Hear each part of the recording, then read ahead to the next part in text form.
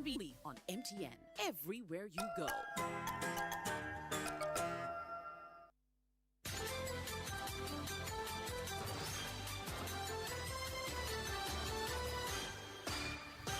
Hello and welcome to the Midday News.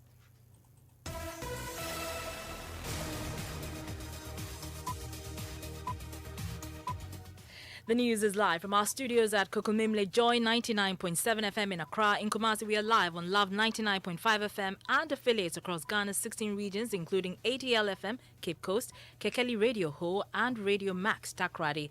Better still, download the My Joy Online app from the Play Store and App Store to listen live around the world. And coming up, as the nation records 221 deaths from road accidents in August alone, the police MTTD and the National Road Safety Authority are putting the blame squarely on the shoulders of drivers, saying they're simply recalcitrant. People listening, they hear, they know it is happening, but they wouldn't just accept the responsibility to do what is right. But here is a case where those who are driving on our roads, the contents of what they are supposed to abide, they don't know. But some drivers have concerns of their own. The cause of these accidents are the single carriageways. Ghana has gone past such problems. Also, government begins distribution of laptops to teachers in public schools as it expresses confidence the move will improve quality of education and make the country globally competitive.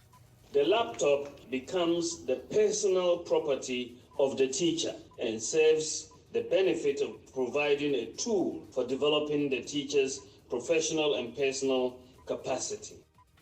As an Accra Circuit Court adjourns yet again the case involving chief executive of the defunct gold dealership firm Men's Gold, customers accuse government of lack of commitment to prosecute Nam1. Whole court trial or criminal prosecution is just a charade for us to forget and to be thinking that government is doing something, but it's being exposed by the very prosecution itself. In sports, we'll hear from Black Stars captain Andrea Yu, who is promising a good showing in the World Cup qualifier against Ethiopia tonight. All right, and later in showbiz, despite a wet start, there was an overwhelming attendance at the opening night of the much-anticipated play, Something Must Kill a Man. I am exhausted. Human beings has 10 bees. Where do you gang below? Why is this all place messing up on a kind? Do you running to you? I guess people really wanted to know what would kill a man. Stay for details on this.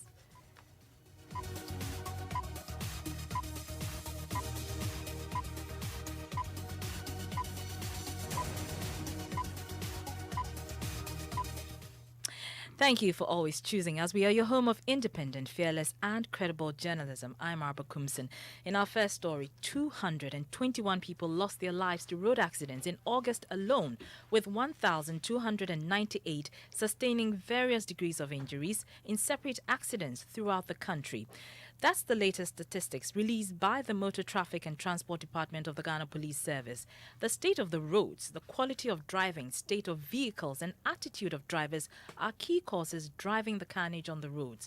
But the National Road Safety Commission says, despite sustained education on road safety, some drivers are simply recalcitrant. Here is Director of Planning and Research with the authority, David Osafuwa-Donting. The last time we did an evaluation a couple of months ago of the Arrive Alive, we could see the level of sensitization that we put out there. Publicity has gone high to close to about 81%, which means that people listening, they hear, they know it is happening, but they wouldn't just accept the responsibility to do what is right. I think that if you ask me what is the next steps, we have said generally that in terms of efforts, you agree with me that a lot is being done. We have issued out the vaccines, the vaccine for road carnage.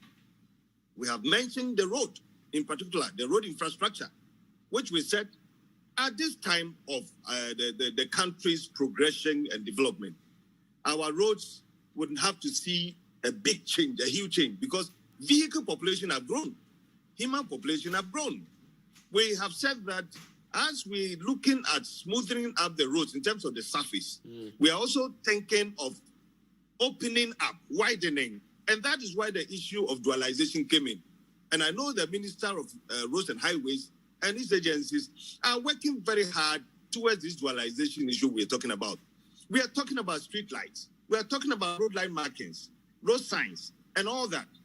We are also dealing with situations about enforcement. One vaccine, which is not expensive, that we don't need to spend money. Government doesn't need to spend money. It's the attitude of all of us. So you heard there David Osafo Adonting. He's Director of Planning and Research with the National Road Safety Authority. Well, the police MTTD is optimistic the deployment of technology will help sanitize the roads. The service last month arrested and prosecuted 400 drivers for various traffic offences using technology. Director with the MTTD, Dr. Samuel Sasumensa, tells Joy News a lot more will be done in the coming weeks to ensure motorists comply with road regulations. But here is a case where those who are driving on our roads, the content of what they are supposed to abide, they don't know. So if they don't know it, if they have not read it, and they have not even seen the rules and regulations, then how can they drive efficiently and effectively? That seems to be the major problem. That is why the accident rates are quite increasing. So there seems to be a gap when it comes to information, road users, and what they ought to know, how they ought to approach using the roads, and what exactly they should be doing. But if you are not driving very well, we are able to. So the crux of the issue is that the center is able to, at the end of the day, capture events that happens on our roads. Drivers who are not driving well, we are able to capture those events, and as a result of that. So you see that it will not need the CFS to enforce traffic rules.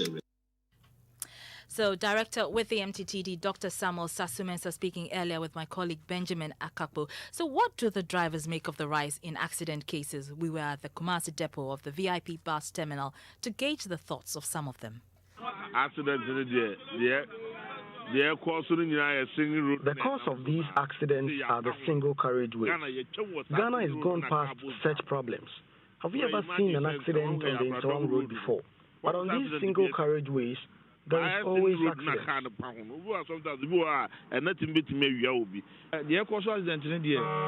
Especially the cause of accidents are bad roads. We pay tolls every day that our roads are bad. So we are pleading with government to ensure that we use dual carriageways, because if our roads are fixed, then there won't be any problems.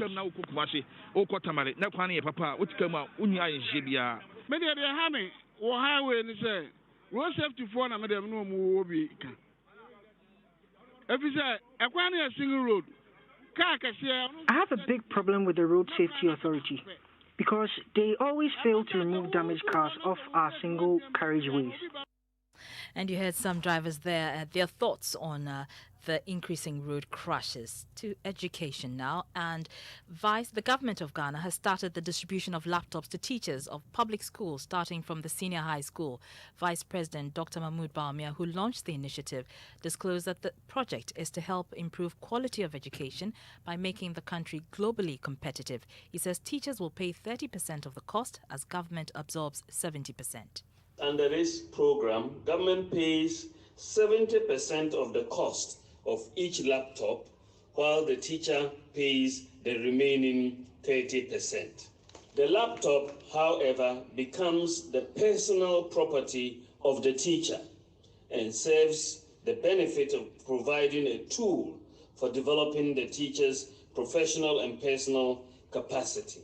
One of the lessons we have learned as a country with the outbreak of COVID-19 is the urgent need to ensure that we blend the traditional physical contact with virtual platforms in the delivery of quality teaching and learning. We recognize that the transition will not be easy, both for teachers and learners, but we must start.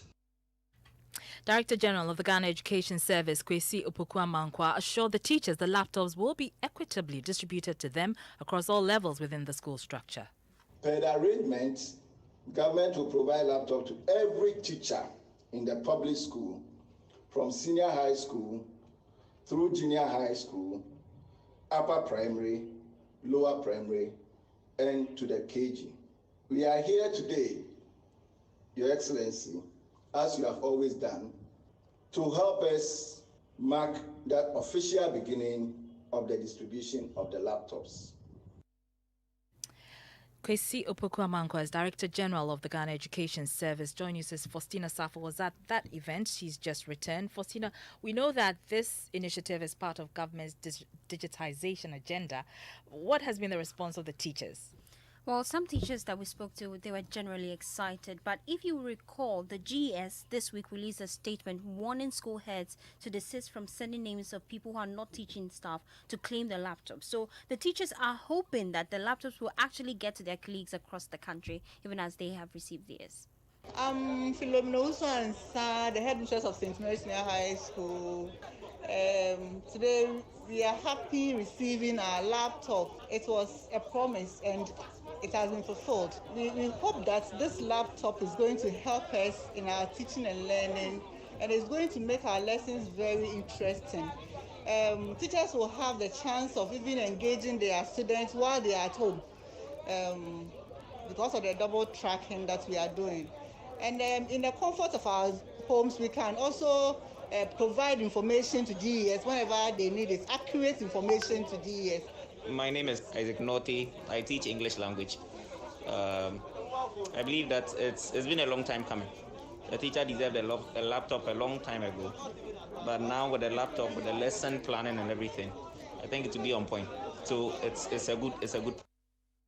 So you heard some teachers there reacting to the One Teacher, One Laptop initiative. Time to do health now. And the country's COVID-19 death toll has risen to 1,052. The latest figures from the Ghana Health Service indicate that active cases increased to 6,940. Of that number, 60 are critical and 147 severe. Head of ICU at the Kolebu Teaching Hospital and National Case Management Coordinating Member in charge of severe and critical COVID-19 cases, Dr. Christian Owu, says the cases aren't looking good, especially in the ICUs, and he wants people to adhere to the protocols.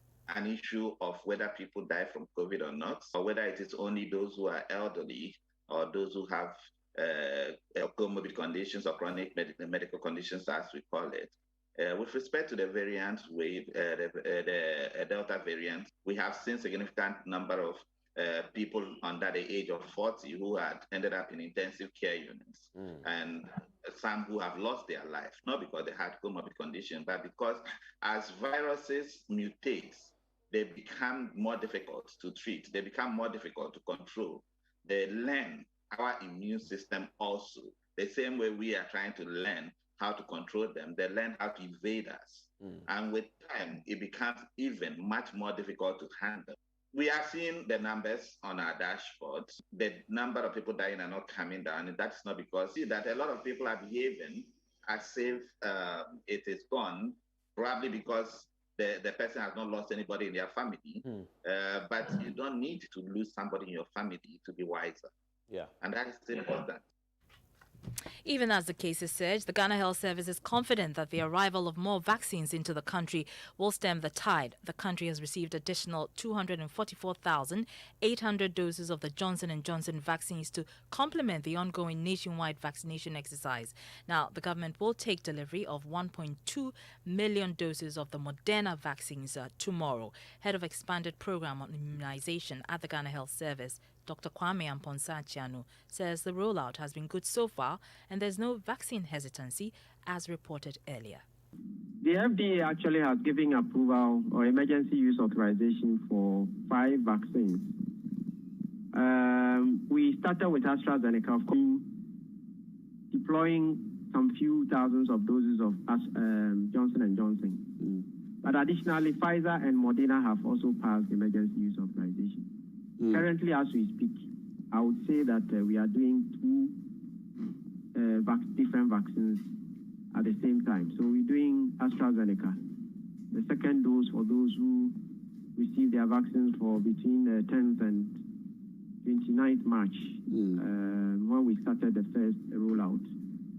And then also a few doses of Johnson & Johnson, which we shared with the other regions, apart from the 2 major hotspots, which took almost 96% of the entire stock that we had.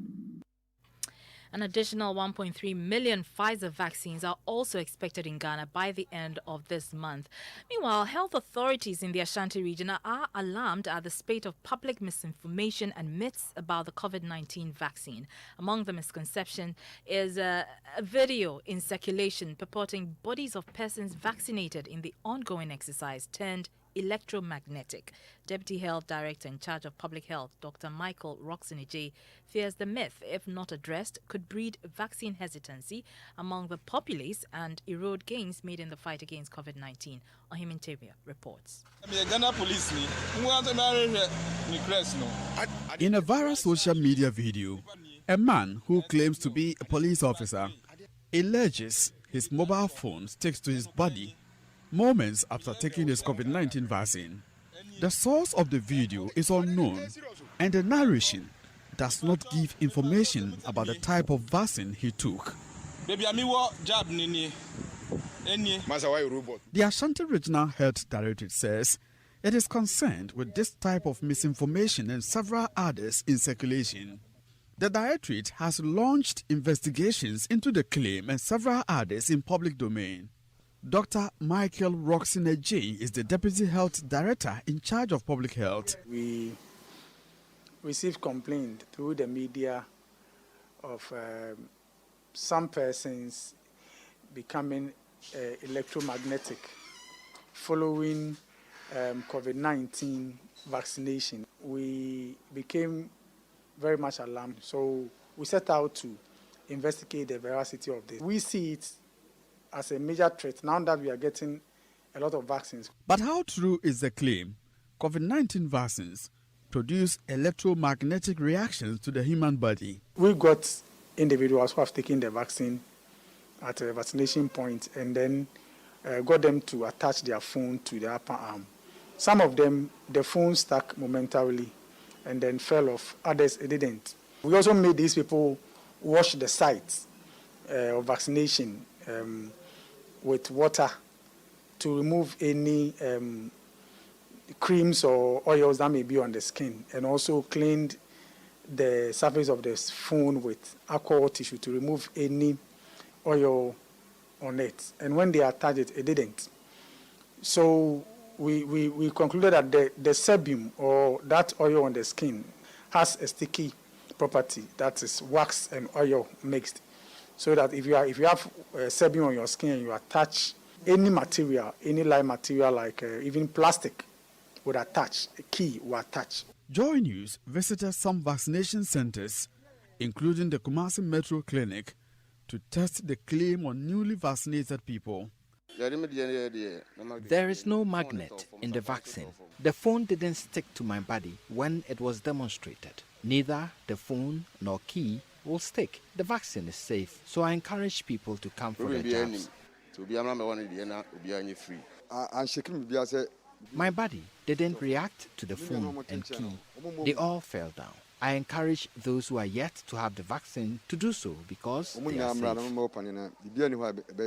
The Regional Health Directorate says it will not lodge a complaint with the Ghana Police Service against the said officer for disciplinary action, but it wants the police administration to take interest in persons who spread false information about COVID-19 vaccine. From Kumasi, for Joy News, Ohimi Interior reporting.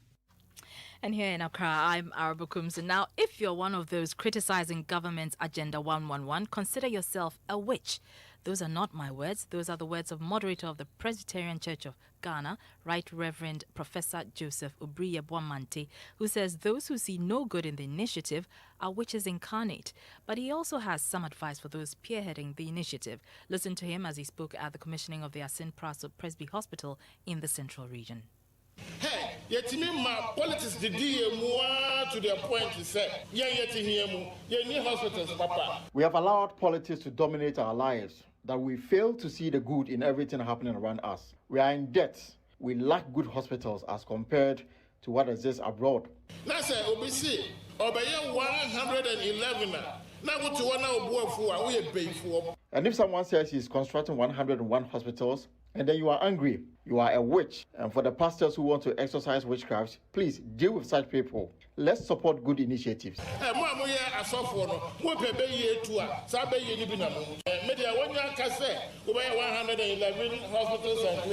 We are watching because you said you will construct 101 hospitals. If you don't, we shall criticize you. But more importantly, do not give us substandard hospitals and clinics.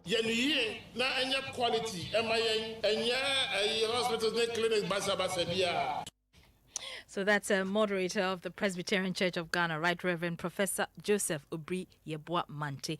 And on that note, we're taking a break. Top story today, as the nation records 221 deaths from road accidents in August alone, the Police MTTD and the National Road Safety Authority are putting the blame squarely on the shoulders of drivers. But we had some drivers there. Also, government begins distribution of laptops to teachers in public schools as it expresses confidence the move will improve quality of education. Still to come, as an Accra Circuit Court adjourns yet again the case involving Chief Executive of defunct gold dealership firm Men's Gold, customers accuse government of lack of commitment to prosecute Nam1.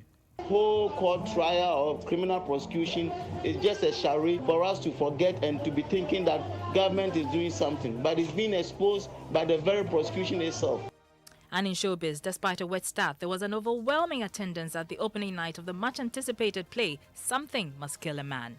On a rainy Thursday night with 1,000 people in attendance, it's enough to talk. And with the cast, the professionalism, the messages that was in the play today, which had engaged all the senses that we have.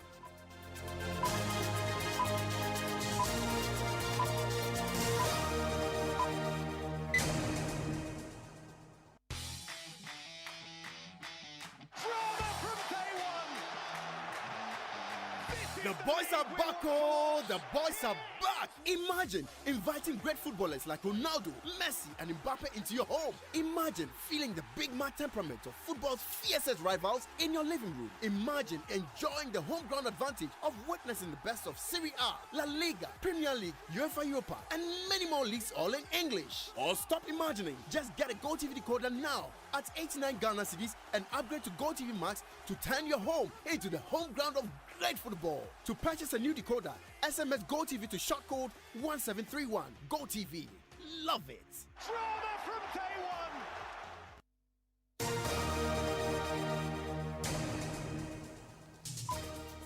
You're welcome back to the Midday News. It's time for sport. Oreko joins us well with details. Oreko, what's in sports? Well, Black Stars captain Andrea Yu is confident his side has what it takes to impress Ghanaians in the 2022 FIFA World Cup qualifier against Ethiopia. Ghana would be hosting Ethiopia tonight at 7 p.m. at the Cape Coast Stadium. And remember that after an impressive run of 3 consecutive World Cup appearances between 2006 to 2014, including a quarter-final appearance in 2010, the senior national team have failed to qualify for the 2018 tournament in Russia and would be keen to make a quick return. Skipper of the side, Andrea Yu, knows what is at stake. Jonathan, Jordan, Wakaso, our players who have played at the World Cup, and we know what it is. We know the power behind it. We know the level of football behind it, and what especially it brings to the people of Ghana and to the nation. So we just know that we have to do our job, make sure that we guide the boys really well, and we personally also individually perform to make it happen. But it's a long journey. It's a marathon, 6 games. And we'll be bringing you live commentary of the game between Ghana and Ethiopia, which comes off at the Cape Coast Stadium. The match itself starts at 7 p.m., where you can tune in at 6:30 here on Joy FM for build-up to that big match. All right, many thanks, Oreko, for sports. Now, some residents living in flood-prone areas in Daboye and the North Gonja district of the Savannah region are refusing to heed to the call by NADMO and officials of the North Gonja District Assembly to relocate to higher ground before the Bagri Dam spillage. According to them, they need to relocate permanently and not to move and return after the flood. The residents say they are indigenes who have lived and worked around the White Volta for years and cannot just move into any temporary structure, hence the need for NADMO or central government to resource them to relocate. Currently, we are staying in our family house, and here is the case: we want to relocate but I don't have money to look for a permanent place where we can go and settle. And here's the case: we don't want to go to somebody's land where the person will come and say, "This is my farmland, this is my grandfather's farmland." But so we are. But Mr. Mohammed, this is about life and death. This one we cannot talk about it much because we have no power to relocate. We don't have a place to go. We don't have a permanent place. That is what I'm saying. Because last year is the same thing we did, and they asked us. We went to neighbors' land to stay. But you look at other issues concerning those things. They are not happy to receive you because you'll be disturbing them, but they can't tell you. My dad has a site that he can relocate, but I'm saying that the house we are currently living for the past years, even though we're close to the river, but flood wasn't affecting us. It's only last year that it affected us, and we now know that once there's climate change, there's something happening now. So we have to be looking for a place. And then for now, last year up to this year, we couldn't get the requisite resources to find a place.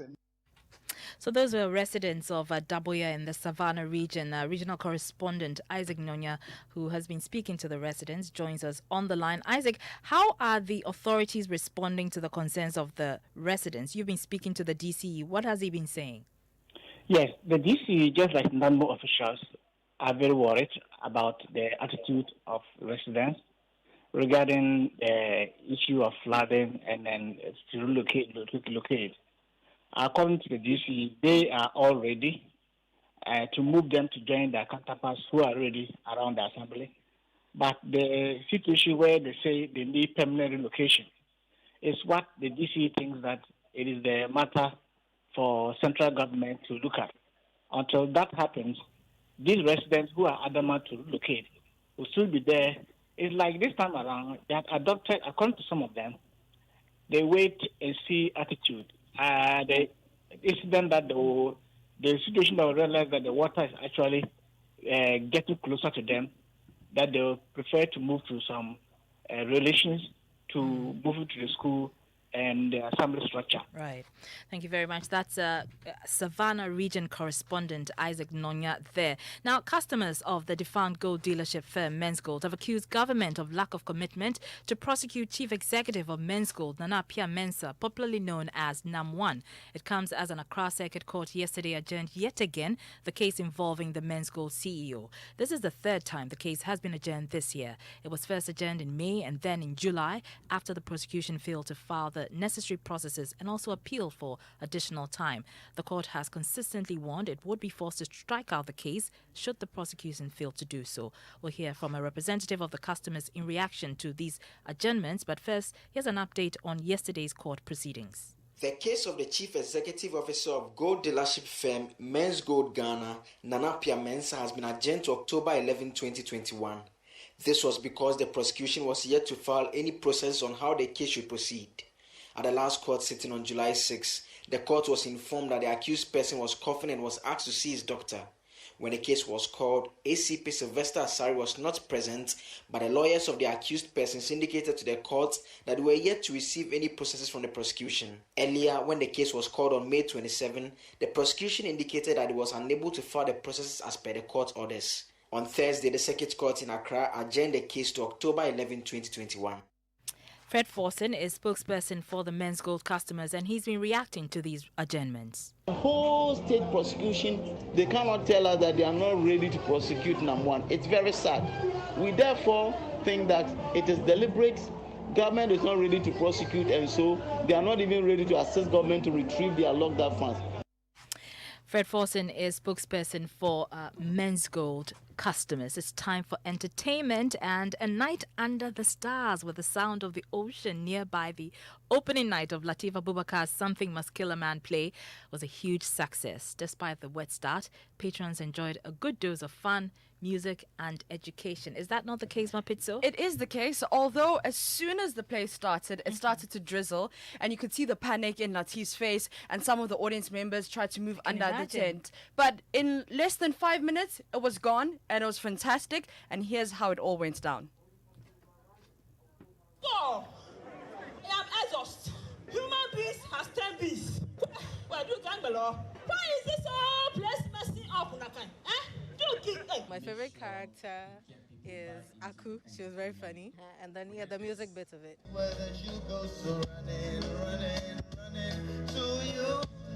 A lot of lessons to be learned here. And it's not all about the fun. It's about learning to cope with people. It's about learning to, have a very good team. This is whiskey. Where was whiskey when we felled the great palm tree and extracted the sweet, succulent palm wine? Follow its sweetness. So that was it. Our vibe was very fantastic It's opening great night. that people still stayed in spite of the wet start. Yeah. So what time does it start today? All right, 7 p.m. sharp, Labadi Beach Hotel. You can get your tickets at Airport Shell, Petronas Hotel, Kuala, and Joy FM reception. Also tomorrow, 7 p.m. is the last night, so you don't want to miss it. Something Definitely must don't kill a want man. to miss it. Definitely don't want to miss it. Thank you, Mapitso. But that's how we draw the curtain on the midday news. Our top story, as the nation records 221 deaths from road accidents in August alone, the police, MTTD, and the National Road Safety Authority are putting the blame squarely on the shoulders of drivers, saying they're simply recalcitrant. There's more news on myjoyonline.com. Right after the news, there's Living Word with Pastor Mensa Otabo. My name is...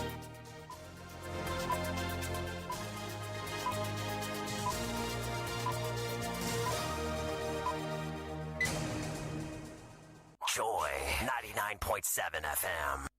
If home is where the heart is, then let's go home, shall we? Let's go where the entertainment is.